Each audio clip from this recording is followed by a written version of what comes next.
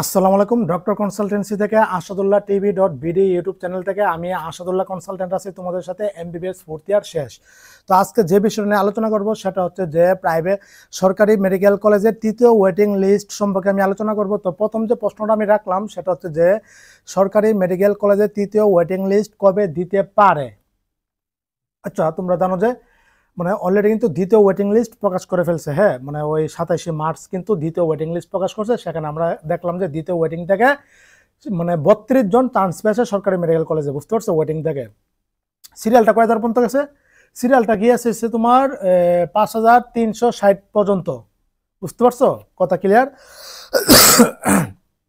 তাহলে এখন বিষয় হচ্ছে ভাই এতদিন সময় চলে গেল, তাহলে তৃতীয় ওয়েটিং লিস্ট দিচ্ছে না, আমরা তো অনেক ডিপ্রেশন আছি, টেনশন প্যারেশনেতে আছি।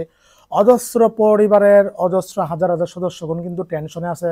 মেয়ের কিশোরকে আদৌ চান্স হবে কি হবে না, ওয়েটিংয়ে ঝুললে আছে, কাছাকাছি পজিশন।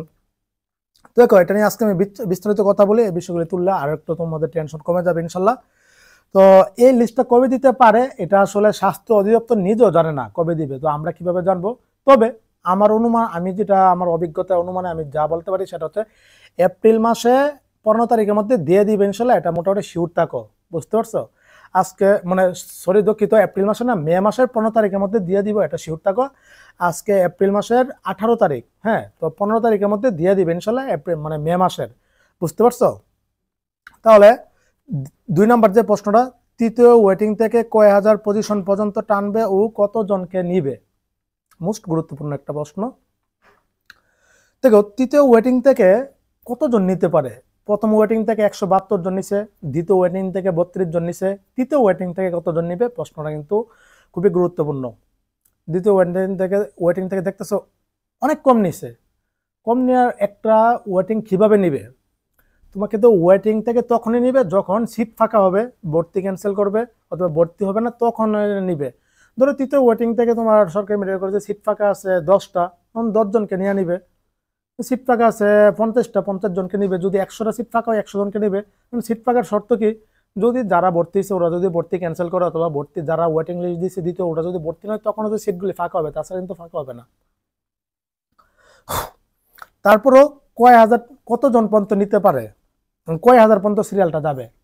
দেখো, এখানে একটা দেখার বিষয় যেটা হচ্ছে যে অলরেডি বিশ্ববিদ্যালয় অ্যাডমিশন কিন্তু হয়ে গেছে ম্যাক্সিমাম। যেমন ঢাকা বিশ্ববিদ্যালয়ের রেজাল্ট দিয়ে দিয়েছে, বুয়েটের রেজাল্ট দিয়ে দিয়েছে, কুয়েটের রেজাল্ট দিয়ে দিয়েছে, চুয়েটের রেজাল্ট দিয়ে দিয়েছে, রুয়েটের দিয়েছে রেজাল্ট দিয়ে দিয়েছে। তো বুয়েট, কুয়েট, রুয়েট, চুয়েট এই রেজাল্টগুলো কিন্তু দিয়ে দিয়েছে।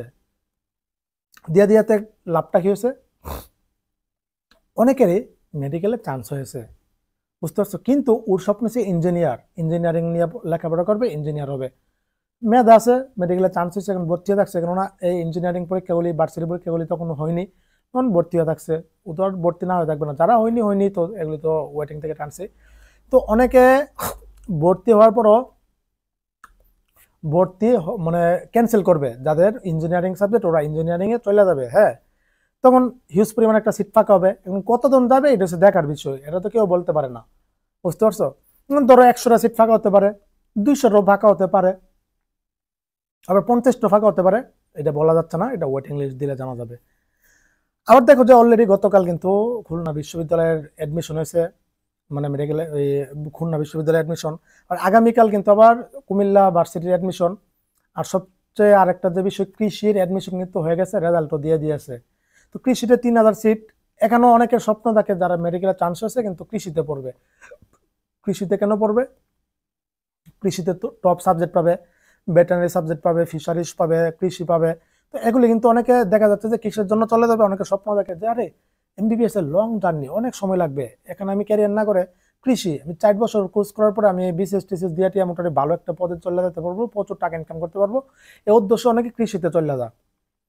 তো মোটামুটি আমরা দেখলাম যে অ্যাডমিশন সিজনগুলি কিন্তু শেষ হয়ে যাচ্ছে, রেজাল্টও দিয়ে দিয়েছে। জাস্ট বাকি আছে জিএসটি, গুচ্ছ ভার্সিটির। এটা মে মাসের কত তারিখে যেন, 9 তারিখে নাকি কত তারিখে জানি না। তখন তার ওইটার মাধ্যমে কিন্তু অ্যাডমিশন সিজন শেষ হয়ে যাবে গুচ্ছর মাধ্যমে। তার এখানে হিউজ পরিমাণ একটা সিট ফাঁকা হওয়ার সম্ভাবনা আছে। এমনকি অনেকে ওইগুলিতে চলে যাবে, ভার্সিটি, ইঞ্জিনিয়ারিং, কৃষি, অন্যান্যগুলিতে তখন অনেক পরিমাণ সিট ফাঁকা হবে। আমার ধারণা মতে মোটামুটি ধরে রাখো 100 মতো সিট ফাঁকা হবে তৃতীয় ওয়েটিং থেকে। বুঝতে পারছো? 100 সিট ফাঁকা হলে কয় হাজার পর্যন্ত সিরিয়ালটা যাবে? এখন টার্নস হয়েছে 5360 পর্যন্ত। 100 সিট ফাঁকা হলে এই জিনিসটা চলে যাবে 5460 পর্যন্ত, সিরিয়াল পর্যন্ত। যাদের সিরিয়াল 5460, যদি 100টা সিট ফাঁকাই ওই সিরিয়াল পর্যন্ত যেতে পারে। 200 সিট ফাঁকা হলে 5560 পর্যন্ত যাবে। হিসাবটা খেয়াল করছো? বুঝতে পারছো আমি যে বিষয়টা বুঝাইতে পারছি? আরেকটা দেখার বিষয় আছে। 3 নম্বর যে প্রশ্নটা, মুক্তিযুদ্ধ কোটার 77 জনকে কি বাতিল করবে? মুক্তিযুদ্ধ কোটা আছে কয়টা? 193টা। 193 জন থেকে কিন্তু নাতি টাতি এগুলি বাদ দিয়ে দিছে, বাদ দিয়ে কিন্তু প্রথম ওয়েটিং লিস্ট দিছে। তো এগুলি বাদটা দেওয়ার পরও এখানে ধরো 16 জন মাইনাস হয়ে গেছে, 16 জনকে বাতিল দিয়ে ফার্স্ট ওয়েটিং লিস্ট দিয়েছে। বাকি থাকলো কয়জন? 77 জন। এই 77 জনকে কি করবে? আদৌ ওদের ভর্তি নিবে কি নিবে না? এটা সম্পর্কে আজকে এক আঙ্কেলে ফোন দিছে, গতকালও ফোন দিছে। এখন এই 77 জন প্রকৃত মুক্তিযোদ্ধার ছেলে সন্তানদেরকে ভর্তি নিবে কি নিবে না, স্বাস্থ্য দপ্তর এটা এখনো সিদ্ধান্ত নিতে পারতেছে না। 20 মার্চে একটা মিটিং হয়েছিল, ওইখান থেকেও সিদ্ধান্ত ওরা নিতে পারেনি, এখনো জানায়নি ওদের কি আদৌ ভর্তি নিবে কি নিবে না। তো ওরা কিন্তু মোটামুটি ভালো একটা টেনশন আছে, মুক্তিযোদ্ধার কোটা যারা আছে অনেক হয়রানিতে আছে, অনেক টেনশন পেরেশানিতে আছে। তবে আমার অভিজ্ঞতা মতে, আমার ধারণা মতে এই 77 জনকে নিয়ে নিবে। আর ওদেরকে আমিও সাপোর্ট করি, ওদের নিয়ে নেক, যেহেতু সার্কুলার দিয়ে দিচ্ছে মুক্তিযুদ্ধ কোটা আছে। তো ওই কোটার জন্য বাতিল করার জন্য কিন্তু আন্দোলন করছে এবার স্টুডেন্ট, তার বিদায় কিন্তু বাকি বুয়া টুয়া জায়গাগুলো আছে এগুলি বাতিল করে দিচ্ছে। নাতিপতি রিয়েল যারা ওদেরকে রাখছে, ওদেরকে নিয়ে নেওয়া হোক, এটা আমার ধারণা মতে। আগামী মানে সার্কুলার থেকে ওইগুলি মুক্তিযুদ্ধ কোটা বাতিল করে দেওয়া, তখন আর কাউকে না নেওয়া হোক, ওইটা হচ্ছে আমার পরামর্শ রইল স্বাস্থ্য অধিদপ্তরের কাছে। তো এই 77 জনকে যদি নেই তাহলে তো ভালোই, আর যদি না নেই তাহলে তো তোমাদের জন্য আরো বেশি ভালো। এই 77টা সিট আবার ফাঁকা হবে, এখান থেকে হিউজ পরিমাণ একটা তৃতীয় ওয়েটিং থেকে হিউজ পরিমাণ একটা নেওয়ার সম্ভাবনা আছে যদি বাতিল করে। কি করবে এটা এখনো বলা যাচ্ছে না। হ্যাঁ, কালকে এক ছেলে ফোন দিছে, উন্মুক্ত যোগ্যতা চান্স পাইছে কিন্তু মেরিটের পজিশন কত জানো? ও পজিশন হচ্ছে 2000 কত জানো? মানে ও কিন্তু মুক্ত যোগ্যতা সিলেক্ট না করলে কিন্তু মেরিটে কিন্তু 2000 সিরিয়াল অটোমেটিক্যালি চান্স পেতো, কিন্তু ওর কিন্তু এখনো ভর্তি হয়নি, ভর্তি নেয়নি। অনেক টেনশন প্যারেশানিতে আছে ছেলেটা। ফোন দিয়েছিল কোন জেলা থেকে জানো? তো 4 নাম্বার যে প্রশ্নটা, সেটা চতুর্থ ওয়েটিং লিস্ট কবে দিবে? দেখো, চতুর্থ তৃতীয় ওয়েটিং লিস্ট আগে দেখ, তারপরে চতুর্থ ওয়েটিং ওইটা দেরিতে দিবে। কিসের জন্য? মেডিকেল ক্লাসটা শুরু হয়ে যাবে, ধরো 15-20 দিন, 1 মাস 2 মাস চলে যাবে, তারপরে চতুর্থ ওয়েটিংটা দিবে। কেন দিবে? অনেকে মেডিকেলে ভর্তি হওয়ার পরে ভর্তি সিট ফাঁকা টাকা মানে ভর্তি ক্যান্সেল করে দিবে, মানিয়ে নিতে পারবে না, ডিপ্রেশনে থাকবে, বুংবাং এগুলি, অথবা বিভিন্ন কারণে চলে যাবে। ওই সময় তৃতীয় চতুর্থ ওয়েটিং লিস্টটা দিবে, বুঝতে পারছো? গতবার কিন্তু চতুর্থ ওয়েটিং লিস্টটা দিতে চাচ্ছিল না। হ্যাঁ, সরকারি মেডিকেলতে 4টা ওয়েটিং লিস্ট দেওয়ার নিয়ম আছে, 4টা ওয়েটিং, বুঝছো? 4টা মাইগ্রেশন বা ওয়েটিং লিস্ট। তখন আমরা অনেক লেখালেখি করছি, আন্দোলন করার পরে চতুর্থ ওয়েটিং লিস্টটা দিছিল, ওখান থেকে মোটামুটি 100 জন নাকি কত জনের মতো নিছিল, অনেকগুলি সিট ফাঁকা ছিল, মোটামুটি 76টা নাকি কতটা। তৃতীয় ওয়েটিং লিস্টও ক্লাস ধরো শুরু হয়ে যাবে অথবা শুরু হওয়ার আগে এমন একটা পর্যায়ে দিতে পারে, বুঝতে পারছো? হ্যাঁ, এত তাড়াহুড়া নাই, আগে ভার্সিটি রেজাল্টগুলি দেখ, অনেকে ভর্তি বাতিল ক্যান্সেল করবে মেডিকেল থেকে, তখন খালি হলে তখন যাবে, এত তাড়াহুড়া নাই। 4টা ওয়েটিং লিস্ট দেওয়া, মাইগ্রেশন অথবা ওয়েটিং লিস্ট দেওয়ার নিয়ম আছে। তো হ্যাঁ, আমার এক আঙ্কেল কালকে ফোন দিছে, উনি কোন জেলার জন্য মনে নাই, ওনার সিরিয়াল পজিশন হয়েছে 5361, আর দ্বিতীয় ওয়েটিং থেকে চান্স পাইছে সর্বনিম্ন কতজন? 5360 পর্যন্ত। এবার বুঝো 100 আর 61 আর একজন নিলে কিন্তু এই আঙ্কেল ছেলেটা চান্স হয়ে যেত। তো উনিও পরামর্শ চাইলো বাজান, এখন কি করতে পারি? আমার ছেলে তো 4টা প্রাইভেট মেডিকেল কলেজগুলির থেকে মেধা সত্তর কোটায় ডাক পেয়েছে, টপ বারডেম, ইব্রাহিম, বাংলাদেশ, হোলি ফ্যামিলি, আর যেন কোনটা। তো আমি পরামর্শ দিলাম যে যদি আপনার ভাইভাগুলি দেন, আর সরকারিতে তো আপনার ওয়েটিং থেকে চান্স হবে 100%, কিন্তু আপনি প্রাইভেট মেডিকেলগুলিতে মেধা 70 কোটায় অংশগ্রহণ করেন, দেন যদি হয়ে যায় তখন আপনি প্রাইভেট মেডিকেল কলেজে ভর্তি করে দিবেন। কেন?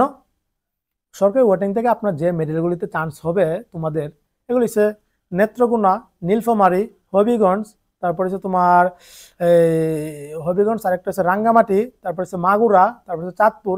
এই 5-6টা মেডিকেল কলেজে কিন্তু তোমার চান্স হবে। এগুলো কিন্তু সরকার বাতিল করে দেওয়ার জন্য কিন্তু একটা নাম নিয়ে আন্দোলন করেছে, বাতিল করে দেয়। এগুলি সদর হসপিটাল ক্লাস নেই, এগুলি আসলে ক্যাম্পাস কোনো কিছু নেই, এটার জন্য সরকার যাচ্ছে এগুলি বাতিল করে দেওয়ার জন্য। আমার পরামর্শ রইল এগুলি বাতিল করার দরকার নেই, সংস্কার করেন, ক্যাম্পাস তৈরি করেন, ঠিকঠাক করেন। বাতিল করলে সরকার কিন্তু অনেক পদক্ষেপ নিতে, 6টা মেডিকেল কলেজ বাতিল করবে, সামনের অ্যাডমিশন থেকে 1000 সিট কমিয়ে ফেলবে, তারপর বাইবা ঢুকাবে, রিটেন ঢুকাবে। এটা সামনে বার না করলেও বাইবা রিটেন পরের সেশন থেকে করবে, বুঝতে পারছো? তো এই ছিল। তবে যাদের মেধা ও অসচ্ছল কোটায় চান্স পাইছো, এই পজিশনে আসো, 5400, 300, 360 থেকে নিয়ে 5400, 500, 600 ভাইবা দিতে থাকো, আল্লাহ ভরসা চান্স হয়ে থাকলে ভর্তি হয়ে যাবা, প্রাইভেটে কন্টিনিউ করবা। তোমার সরকারি মেডিকেলগুলিতে যে শেষগুলিতে হবে এগুলি থেকে 1000 গুণ ভালো প্রাইভেট মেডিকেল কলেজের টপ যেগুলিতে তোমার নাম এসেছে, ঢাকা এসে দোয়া করো যেন চান্স হয়ে যাও। তো ধর কোনো কিছু লাগে না। সরকারি মেডিকেল কলেজে অনেকে তোমার কি করে ইয়া করবে, একটা গুরুত্বপূর্ণ একটা প্রশ্ন, অনেকে সরকারি মেডিকেল কলেজে শেষের দিকে মেডিকেলে চান্স হয়েছে কিন্তু ওরা ভর্তি ক্যান্সেল করে কি করবে, প্রাইভেটে এখন ভর্তি তো শুরু হয়েছে, প্রাইভেটে হিসাব করবে। যাদের টাকা পয়সা আছে সেসবগুলিতে ওরা কি করে, টপ কলেজগুলিতে বারডেম, বাংলাদেশ, ইব্রাহিম, হলি ফ্যামিলি, ন্যাশনাল, গ্রিন লাইফ এগুলিতে কিন্তু ওরা ভর্তি হয়ে যাবে। তখন কিন্তু আরো একটা সিট ফাঁকা হওয়ার অনেক সম্ভাবনা আছে। তো সুতরাং আমার ধারণার মতে তৃতীয় ওয়েটিং থেকে মোটামুটি 100-র কাছাকাছি সিট ফাঁকা হতে পারে, বুঝতে পারছো? যেহেতু এখানে ভার্সিটিতে চলে যাবে অনেকে, অনেকে আবার ভর্তি বাতিল করে প্রাইভেট মেডিকেল কলেজে এসে ভর্তি হবে।